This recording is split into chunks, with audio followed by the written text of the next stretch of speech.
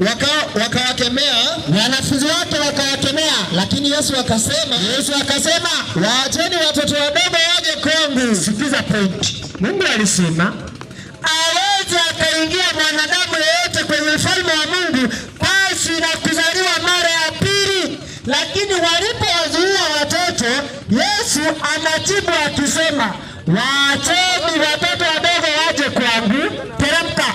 Wala msiwazuie, kwa maana walio mfano wa hao, ufalme wa mbinguni ni wao.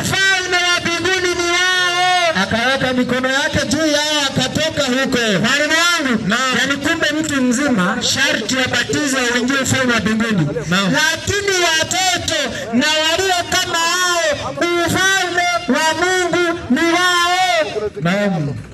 Linalohitajika kuwafanya watoto kuweka mikono juu yao na kuwaombea, maana ufalme wa Mungu ni wao na watu kama hao.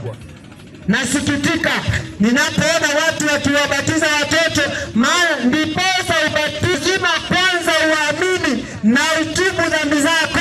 Sasa mtoto ataaminije? Ni Warumi 6 anza mstari wake wa 3. 6 mstari wa 3 inasema, na iseme, hamfahamu ya kuwa sisi sote, hamfahamu ya kwamba sisi sote tuliobatizwa katika Kristo Yesu,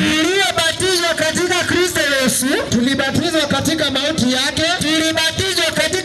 yake, basi tulizikwa pamoja na yeye. Mwalimu wangu, naam. Kumbe kwa njia ya ubatizo tunazikwa pamoja na Yesu, kwa njia ya ubatizo katika mauti yake,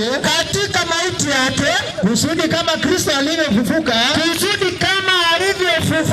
katika wafu kwa njia ya utukufu wa Baba,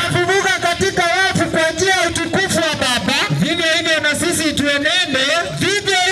sisi tuenende katika upeo wa uzima. Luka 7. Teremka. Inaendelea kisema, basi samahani pale, kama mlivyounganika